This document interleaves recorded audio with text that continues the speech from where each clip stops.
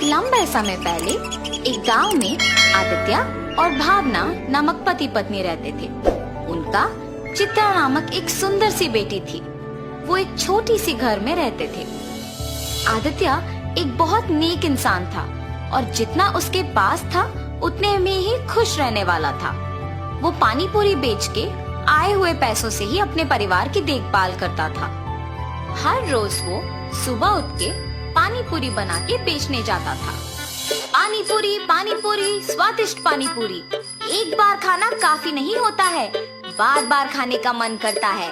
10 रुपयों का एक प्लेट, आइए आइए आइए। ऐसे पूरी गांव में जाते हुए बेचता था।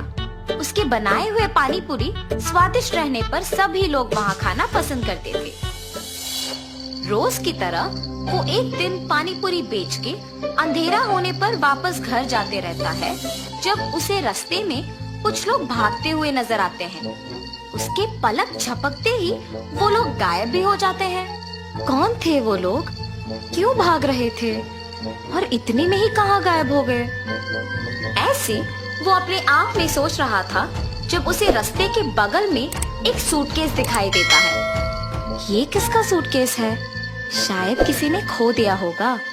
सुबह मैं इसे जमींदार को दे देता हूँ, वो इसको उसके मालिक तक पहुँचा देंगे।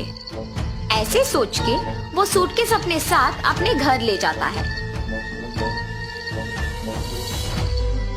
आदित्य की पत्नी उस सूटकेस को देख पूछती है, ये किसका सूटकेस है जी? मुझे नहीं पता, आते समय रास्ते में मिला था मुझे। क्या है सूटकेस में?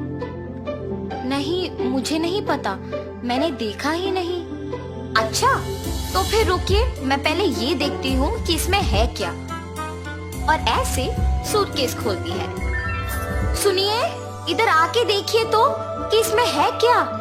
हाँ, क्या है? पास आके देखने पर वो सूटकेस हीरे, मोती और सोने से भरा हुआ था। देखा आपने, कितने हीरे, कितना सोना है इसमें।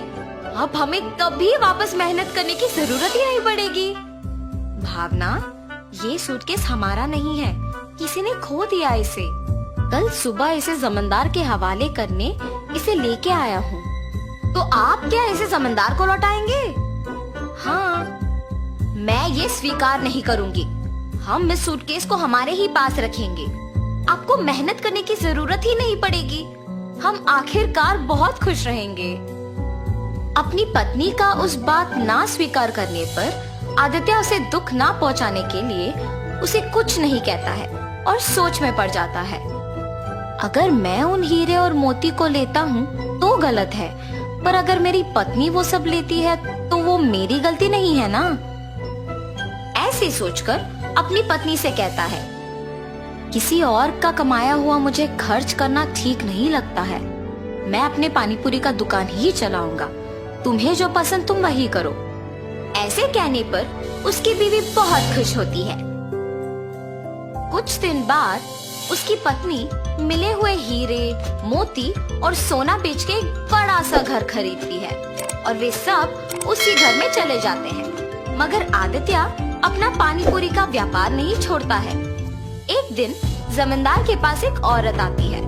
प्रभु, प्रभु, मेरे घर में किसी ने सारे हीरे, सोना, मेरी गहने चुरा लिया है। मुझे समझ में नहीं आ रहा कि मैं क्या करूं, इसीलिए आपके पास भाग के आई। कृपया मेरी मदद कीजिए प्रभु। फिक्र ना करो माता, मेरे पे भरोसा करके आप चले जाओ। मैं उस चोर को पकड़ के आपको बुलाऊंगा।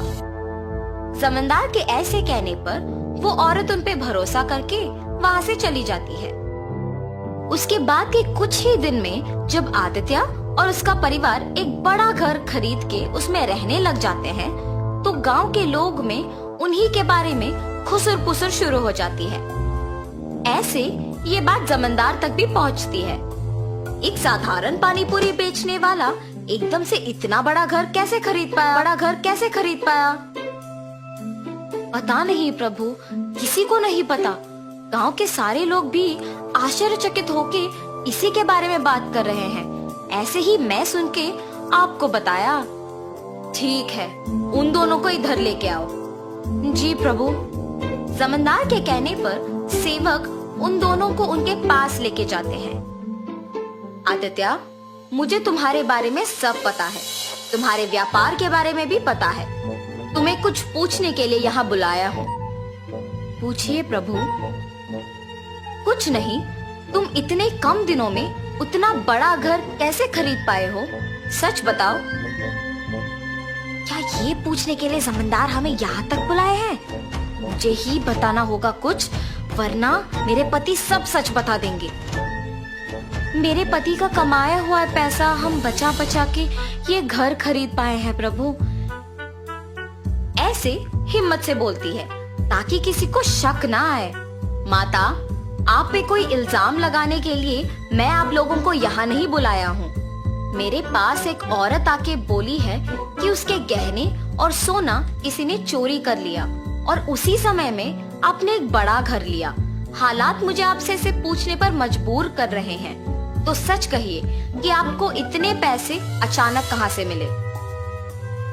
अगर मैं अब भी चुप बैठूंगा तो वो एक बहुत बड़ी गलती होगी और उस औरत के दुख का कारण मैं ही हो जाऊंगा। ऐसे सोचकर आदित्य जमींदार को सच बताने का फैसला करता है। मुझे क्षमा करें प्रभु।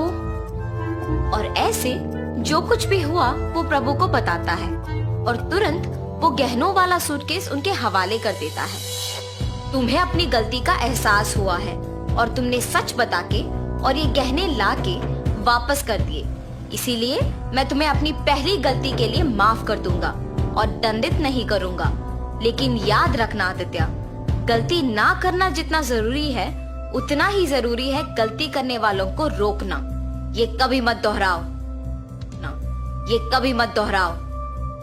जमींदार के माफ करने पर आदित्य उनके कृतज्ञ होता है और वहाँ से चला जाता है और जमींदार उन गहनों को उस औरत के हवाले कर देता है। आदित्य हमेशा की तरह अपने पानी पूरी का व्यापार करता है और उसी से अपना घर को चलाता है। तो इस कहानी का नैतिक क्या है? गलती नहीं करना है ये तो सबको पता है, और गलती करने वालों को प्रोत्साहित भी नहीं करना है, ये समझ लो। अगर आप नए हैं तो इस चैनल को सब्सक्राइब भी कर लीजिए, जिससे आपको ऐसी ही वीडियो की नोटिफिकेशन सबसे पहले मिले।